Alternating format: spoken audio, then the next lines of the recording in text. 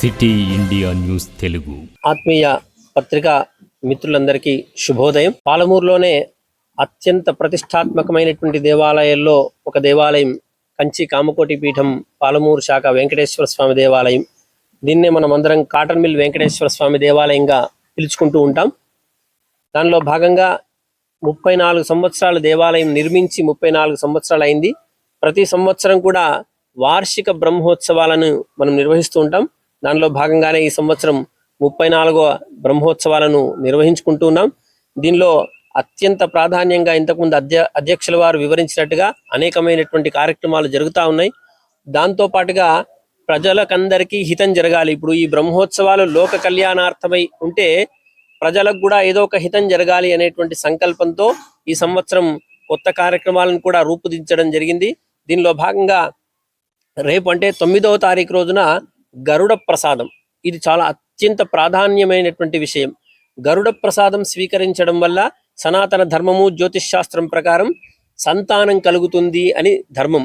అంటే సంతానం లేనటువంటి వాళ్ళకు లేదా మొదటి సంతానం జరిగి రెండో సంతానానికి ఆలస్యంగా ఉన్నవాళ్ళు, పూర్తిగా సంతానం లేనటువంటి వాళ్ళు రేపు ఉదయం 11 గంటలకు దేవాలయానికి చేరుకుంటే ఇద్దరు జంటలు అంటే భార్యాభర్త ఇద్దరు కూడా ఈ గరుడ ప్రసాదాన్ని స్వీకరించడం వల్ల అద్భుతమైనటువంటి సంతానం, మంచి సంతానం కూడా కలుగుతుంది అనేటువంటిది శాస్త్రవచనం. కాబట్టి దాన్ని దృష్టిలో ఉంచుకొని ఈ కార్యక్రమాన్ని రేపు రూపొందించుకోవడం జరిగింది. మీడియా మిత్రులకు ప్రత్యేకమైనటువంటి మనవి, ఈ యొక్క అంటే దీని ద్వారా మనమంతం చేస్తున్నటువంటి ఈ ప్రయత్నం ద్వారా ఒక 10 మందికి సంతానం కలిగిన ఆ భాగ్యము, ఆ విశేషం చాలా గొప్పనైనటువంటి ఆ తల్లి సంతోషం మనల్ని అందరినీ కూడా పుణ్యవంతుల్ని చేస్తుంది. కాబట్టి దయచేసి దీన్ని కూడా విస్తృతమైనటువంటి ప్రచారాన్ని అందించాల్సిందిగా కోరుతూ, దాంతో పాటుగా ఇప్పుడు మనం క్లిష్ట పరిస్థితులను అనుభవిస్తా ఉన్నాం. నైరుతి ఋతుపవనాలు ఇప్పటికే నెల రోజులైంది దాటి, కానీ ఇంకా వర్షాలు లేవు. కాబట్టి వర్షం ఉంటేనే ప్రతి మనిషికి కూడా జీవనాధారం. కాబట్టి అది రైతైనా వ్యక్తి అయినా ఎవరైనా సరే వర్షం ఉంటేనే వ్యవస్థ నడుస్తుంది. కాబట్టి వర్షం నిమిత్తమై 15వ తారీఖు రోజున స్వామి మాధవానంద సరస్వతి స్వామీజీ వారి దివ్యమైనటువంటి ఆశీస్సులతో 15వ తారీఖున స్వామీజీ వారి ఆశీస్సులతో వరుణయాగం కార్యక్రమాన్ని తలపెట్టడం జరిగింది. ఆ రోజు సుమారుగా 54 మందికి పైగా ఋత్వికులు, బ్రాహ్మణోత్తములు, వేద పండితులు పాల్గొని నీళ్లలో కూర్చొని వరుణు యొక్క మంత్రాలను అనుష్ఠానం చేస్తారు. దాని ద్వారా వర్షం పడుతుంది అనేటువంటిది ప్రతీతి. కాబట్టి ఆ వరుణయాగ కార్యక్రమం కూడా విశేషమైన రీతిలో సంకల్పించుకోవడం జరిగింది. దాంతో పాటుగా 12వ తేదీ ఆదివారం రోజున ప్రధానంగా ఇప్పుడు ప్రపంచమంతా అనుభవిస్తున్న ఒక సమస్య, సంపాదన బాగా ఉంది, ప్రతి వాడికి సంపాదన ఉంది, కానీ సమయానికి పెళ్లిళ్ళు అవ్వట్లేదు. ఎవరికైనా 30 దాటుతుంది, 35 ఏళ్ల వయసు దాటుతున్నాయి, 40 దాటుతున్నాయి, కానీ పెళ్లిళ్ళు అవ్వట్లేదు. కాబట్టి ఈ సమస్యను తీవ్రంగా తీసుకుంది మా వెంకటేశ్వర సేవా మండలి.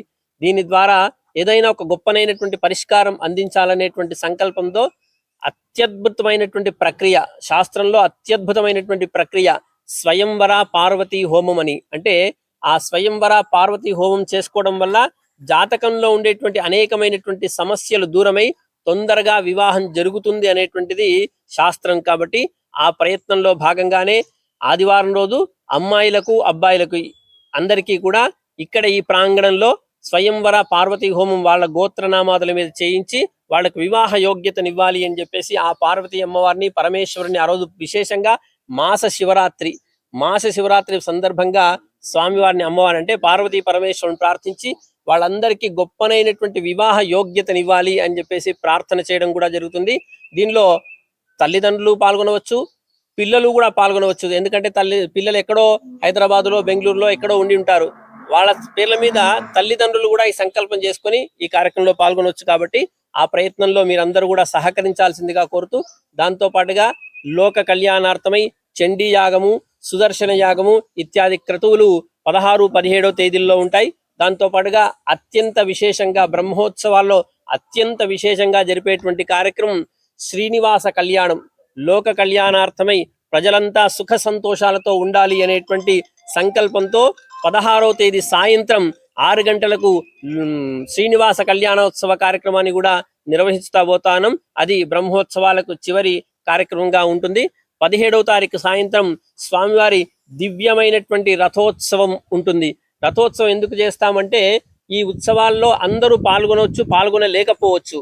అంటే దేవాలయానికి కొంతమంది రాగలుగుతారు, కొంతమంది రాలేకపోయింటారు, ఏదో అనివార్య కారణాల వల్ల ఇబ్బందుల్లో ఉంటారు. కాబట్టి భగవంతుడే భక్తులను అనుగ్రహించాలి అనేటువంటి ఉద్దేశంతో తన విజయ గర్వంతో ఇన్ని రోజులుగా అద్భుతమైనటువంటి కార్యక్రమాలు జరిగాయి. నా భక్తులు చాలా మంది దేవాలయానికి రాలేకపోయారు, అందరినీ నేను ఆశీర్వదించాలి అనేటువంటి సంకల్పంతో చక్కటి విజయ గర్వంతో స్వామీజీ వారు దేవేరులతో కలుపుకొని చక్కగా ఉత్సవ యాత్ర అంటే మహారథయాత్రను నిర్వహిస్తారు. ఆ రథయాత్రలో రథత్వం కేశవం దృష్ట్వా పునర్జన్మ నవిద్యతే అంటే రథంలో ఉండేటువంటి ఆ విష్ణుమూర్తిని, ఆ శ్రీనివాసుని దర్శించిన మాత్రం చేతనే పునర్జన్మ లేకుండా ఉంటుంది అనేటువంటిది శాస్త్రం. కాబట్టి చక్కగా ఇలాంటి అనేకమైనటువంటి కార్యక్రమాలు మనం వెంకటేశ్వర సేవా మండలి ఆధ్వర్యంలో అద్భుతంగా నిర్వహిస్తా ఉన్నాం. సుందరమైనటువంటి సువిశాలమైనటువంటి ఈ ప్రాంగణంలో అనేకమైనటువంటి ఉత్సవాలు జరుగుతూ ఉన్నాయి. కాబట్టి భక్తులందరూ, హిందూ బంధువులందరూ కూడా ఈ విశేషమైనటువంటి కార్యక్రమంలో పాల్గొని తరించాల్సిందిగా కోరుతున్నాం. ఓం నమో వెంకటేశాయ. నమో వెంకటేశాయ. మీడియా మిత్రులందరికీ కూడా నమస్కారం. మన పాలమూరులో కొలువై ఉన్నటువంటి వెంకటేశ్వర స్వామి యొక్క 34వ వార్షిక బ్రహ్మోత్సవాలు కంచి కామకోటి పీఠం పాలమూరు శాఖ వారి ఆధ్వర్యంలో అంగరంగ వైభవంగా రూపుదిద్దుకుంటున్నాయి. రేపు 9 జూలై 2026 నుండి 17 జూలై 2026 వరకు జరుగుతాయి. వెంకటేశ్వర స్వామి వారికి అనేక సేవలు జరుగుతూ ఉంటాయి. దాంట్లో ముఖ్యంగా ఈ బ్రహ్మోత్సవాలు అనేటువంటివి అత్యంత విశేషమైనటువంటి ఉత్సవాలు. అలాగా మన పాలమూరులో కూడా స్వామివారిని ఉత్సవాలు తిరుమలలో ఎట్లాగైతే నిత్యం జరిగేటువంటి వాహన సేవలు, తర్వాత సాంస్కృతిక కార్యక్రమాలు ఎట్లాగైతే ఎక్కడ జరుగుతూ ఉంటాయో అదేవిధంగా మన పాలమూరులో కూడా మన దేవాలయంలో జరిపి ప్రజలందరికీ కూడా, భక్తులందరికీ కూడా దాంట్లో స్వామివారి యొక్క సేవలో భాగం కల్పించాలనే ఉద్దేశంతోన మనం విశేషంగా జరుపుకుంటూ ఉన్నాము. దాంట్లో భాగంగా ఉదయం అంతా కూడా హోమాలు, మూలమంత్ర అనుష్ఠానాలు, అట్లాగే హోమాలు ఉంటాయి. దాంతోపాటు వారాల వారీగా గురువారం ప్రారంభం, గురువారం సంబంధించినటువంటి హోమాలు ఏవైతే ఉంటాయో అవి, అట్లాగే శనివారం ఉంటుంది, శనివారానికి సంబంధించినటువంటి విష్ణు సంబంధమైనటువంటి హోమాలు, ఆదివారం ఉంటుంది విశేషంగా అరుణపారాయణ మొదలైనటువంటివి, సోమవారం శివుడికి సంబంధించినటువంటి హోమాలు, అట్లా కొన్ని లోక కళ్యాణార్థం కొన్ని సేవల్ని కూడా మేము సంకల్పించుకున్నాము. అవన్నీ కూడా జరుగుతాయి ఇక్కడ. కాబట్టి భక్తులందరూ కూడా విశేషంగా ఈ సేవలన్నింటిలో కూడా సాయంకాలం పూట వాహన సేవలు ఉంటాయి. రోజుకో వాహన సేవ. మొదటి రోజు శేషవాహన సేవ, హంసవాహన సేవ, మయూర వాహన సేవ, వృషభ వాహన సేవ, అట్లాగే గరుడ వాహన, అట్లాగే గజవాహన, రోజుకొక వాహన సేవ ఉంటుంది. భక్తులందరూ కూడా ఈ సేవలన్నింటిలో కూడా పాల్గొనేందుకు అన్ని రకాలుగా మా వెంకటేశ్వర సేవా మండలి సభ్యులందరూ కలిసి ఏర్పాట్లు చేసాం భక్తులందరికీ. దాంతోపాటు రేపు ధ్వజారోహణ సందర్భంలో గరుడ ప్రసాద వితరణ మొదలైనటువంటి కార్యక్రమాలు కూడా ఉంటాయి. కాబట్టి భక్తులందరూ కూడా ఈ అన్ని కార్యక్రమాల్లో పాల్గొని స్వామివారి యొక్క అనుగ్రహానికి పాత్రులు కావాలి అని చెప్పేసి ఈ సందర్భంగా కోరుతున్నాను. మీడియా మిత్రులందరికీ నమస్కారం. ఈ సందర్భంగా చెప్పడం ఏంటంటే, మహబూబ్నగర్ పట్టణంలోని సూర్యలక్ష్మి కాటన్ మిల్ ప్రాంగణంలో ఉన్న వెంకటేశ్వర స్వామి దేవాలయం 34వ వార్షికోత్సవము బ్రహ్మాండంగా జరుపుకోవడానికి మేము అన్నీ కూడా కార్యక్రమాలన్నీ చేస్తున్నాము. అన్ని సదుపాయాలు అన్నీ కూడా సిద్ధం చేసాము.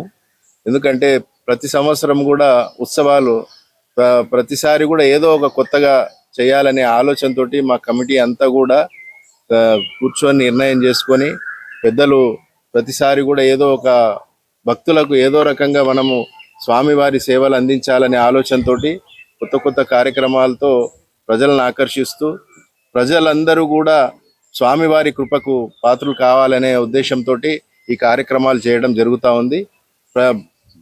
మీడియా ద్వారా మీరందరూ కూడా ప్రజలకు తెలియజేస్తే ఇంకా చాలా మందికి ఈ కార్యక్రమాలు చూసి తరించే అవకాశం వస్తుందనే ఆలోచనతోటి మీరందరూ కూడా దీన్ని విరివిగా రేపు 9 తారీఖు నుంచి ఈరోజు 17 తారీఖు వరకు 9 రోజులు బ్రహ్మాండంగా ఉత్సవాలు జరుగుతాయి. రేపు మాత్రము మన గరుడ ప్రసాదాన్ని ఏర్పాటు చేయడం జరిగింది. ఈ ప్రసాదం అందరూ కూడా తీసుకొని తరించి స్వామివారి సేవలో తరించాలని ప్రార్థిస్తున్నాం.